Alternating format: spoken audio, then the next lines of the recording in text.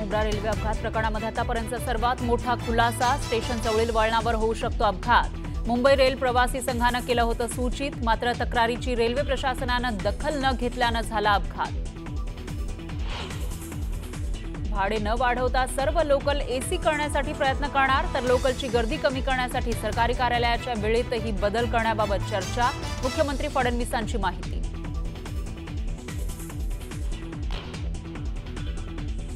कधी कधी काही जण असं बातम्या सोडतात की अजित पवार पैसे सोडत नाही। अरे पैसे सोडत नाही काय, माझ्या खिशात पैसे घेऊन बसलोय। अजित पवार निधी देत नाहीत असं काही जण म्हणतात। मी खिशात पैसे घेऊन बसतो काय? अजितदादांचं नाव न घेता शिवसेनेच्या मंत्र्यांना टोला। जयंत पाटलांकडून प्रदेशाध्यक्षपदाच्या राजीनाम्याचे संकेत, तर स्थानिक स्वराज्य संस्थेच्या निवडणुकांपर्यंत जयंत पाटीलच प्रदेशाध्यक्षपदी राहणार, शरद पवारांचं स्पष्टीकरण।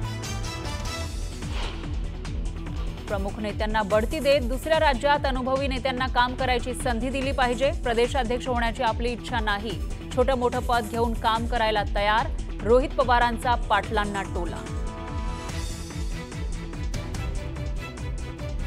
कोणाचाही बाप काढणं हे चुकीचं आहे, त्यामुळे मी देखील संबंधित मंत्र्यांशी चर्चा केलेली आहे। नितेश राणेंच्या सर्वांचा बाप या विधानावरून कॅबिनेटमध्ये खडाजंगी। शिवसेनेच्या नाराजीनंतर मुख्यमंत्र्यांनी राणेंना खडसावलं।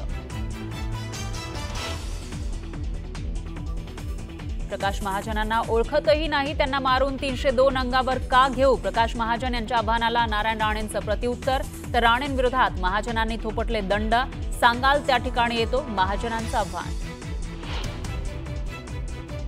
अमरावतीत बच्चू कडूंच्या अन्नत्याग आंदोलनाचा तिसरा दिवस। शरद पवारांनी फोनवरून संवाद साधत आंदोलनाला दिला पाठिंबा। शेतकऱ्यांची सरसकट कर्जमाफी देण्याच्या मागणीसाठी बच्चू कडूंचं आंदोलन। हायकोर्टात मराठा आरक्षणाची सलग सुनावणी निश्चित। मराठा आरक्षणावर 11 जूनपासून सुनावणी होणार सुरू। विशेष त्रिसदस्यीय पूर्णपीठासमोर होणार सुनावणी। महाराष्ट्रात दारू महागली, मद्यप्रेमींना सरकारचा मोठा दणका। भारतीय बनावटीच्या विदेशी दारूच्या किमतीत 1.5% वाढ, तर शुल्क वाढीमुळे तिजोरीत 14,000 कोटींचा महसूल वाढणार।